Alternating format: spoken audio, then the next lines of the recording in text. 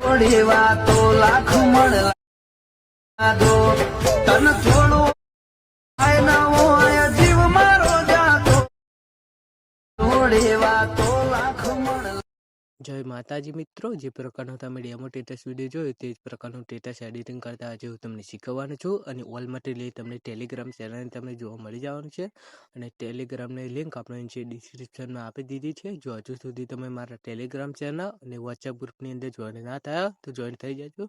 Link આપણે નીચે ડિસ્ક્રિપ્શનમાં આપી દીધી છે અને મટીરિયલ ડાઉનલોડ કરવામાં પ્રોબ્લેમ આવે તો આપણે ડિસ્ક્રિપ્શનમાં ઇન્સ્ટા આઈડીની લિંક આપી છે। ઇન્સ્ટાગ્રામની અંદર તમે મને મેસેજ કરજો। ચેનલ ઉપર નવા હોય તો ચેનલને સબસ્ક્રાઇબ કરી વિડીયોને લાઇક કરી દેજો। તો ચાલો મિત્રો, વધુ ટાઈમ બગાડ્યા વિના આપણે એડિટિંગ સ્ટાર્ટ કરીએ।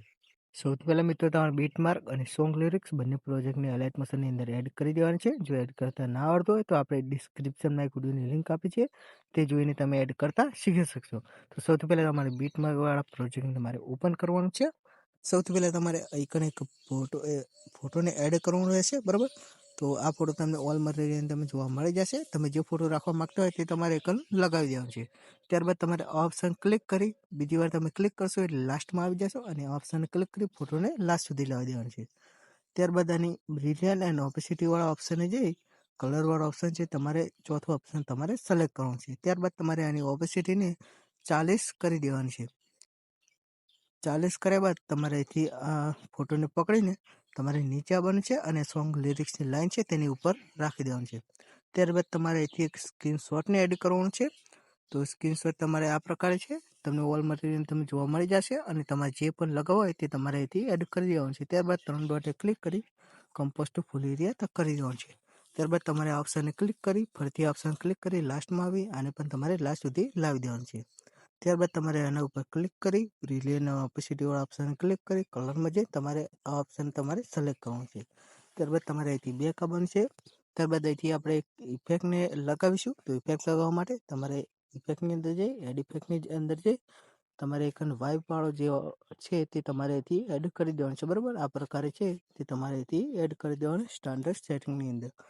તમને ઇન્ટરફેસ કંઈક આ પ્રકારે છે। તમારે એંગલમાં આવીને એંગલને કરવાનું છે તમારે 80। તો તમે આઇકન ક્લિક કરી અહીંથી તમારે 80 કરી દેવાનું છે, બરાબર। ત્યારબાદ તમારે અહીંથી આવવાનું છે ફેદરની અંદર અને ફેદરને તમારે 30 રાખવાનું છે। 30 રાખ્યા બાદ તમારે અહીંથી બેક આવવાનું છે અને આને પકડીને તમારે એક નીચે લાવવાનું છે, જે આપણે ફોટો રાખ્યો હતો તેની ઉપર, બરાબર। અહીંથી આપણે તે સ્ક્રીનશોટ ઉપર ક્લિક કરી બ્રિલિયન્ટ ઓપેસિટી વાળા ઓપ્શન ક્લિક કરી અહીંથી તેની ઓપેસિટીને આપણે 40 રાખી દઈશું, બરાબર। ત્યારબાદ અહીંથી આપણે એક બીજો એડ કરીશું ફોટોને, બરાબર, જેને તમારે બેકગ્રાઉન્ડને રિમૂવ કરી દેવાનું છે, બરાબર। તો બેકગ્રાઉન્ડ રિમૂવ કરવા માટે તમારે અહીંથી જવાનું છે ક્રોમ બ્રાઉઝરની અંદર, બરાબર। ક્રોમ બ્રાઉઝરની અંદર જાશો એટલે તમારે એક સર્ચ કરવાનું છે રિમૂવ બીજી, બરાબર। રિમૂવ બીજી સર્ચ કરશો એટલે આ વેબસાઇટ આવશે અને આઇકન તમે ક્લિક કરી અહીંથી તમારો ફોટોને તમે એડ કરવાનો છે અહીંથી અને તમારે તેનું બેકગ્રાઉન્ડ રિમૂવ કરી દેવાનું છે, બરાબર। તમારે અહીંથી આ ફોટોને એડ કરવાનો છે। ત્યારબાદ ફોટો પર ક્લિક કરી ઓપ્શન ક્લિક કરી ફરી ઓપ્શન ક્લિક કરી ફોટોને લાસ્ટ સુધી લાવી દેવાનું છે।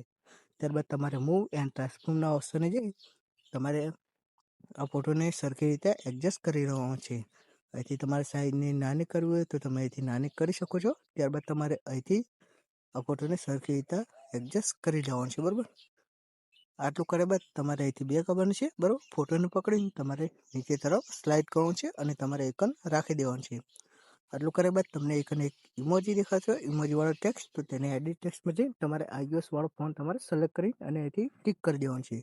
ત્યારબાદ તેના મૂવ એન્ડ ટ્રાન્સફોર્મમાં જઈ તમારે અહીંથી સરખી રીતે તેને એડજસ્ટ કરી દેવાનું છે, બરાબર। ત્યારબાદ અહીંથી તમારે બેક આવવાનું છે। અહીંયા આપણે સોંગ લિરિક્સને એડ કરીશું। તો સોંગ લિરિક્સ એડ કરવા માટે આપણે જઈશું સોંગ લિરિક્સ વાળા પ્રોજેક્ટની અંદર, બરાબર। આઇકન આવશો એટલે તમારે આઇકન જે ટેક્સ્ટની અંદર જે ફોન્ટ છે તે એલાઇટ મોશનની અંદર જ છે, જેથી તમારે એડ કરવાનું રહેશે નહીં। તો અહીંથી ટિક કરી દેવાનું છે અને આઇકન ઇમોજી વાળા જેટલી પણ તમને ટેક્સ્ટ દેખાશે તેની અંદર તમારે iOS વાળો ફોન્ટ તમારે સિલેક્ટ કરી દેવાનું છે, બરાબર। અહીંથી ટિક કરી દેવાનું છે।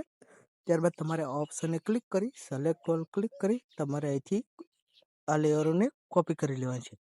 ત્યારબાદ તમારે અહીંથી બેક આવવાનું છે અને જવાનું છે બીટમાર્કવાળા પ્રોજેક્ટની અંદર.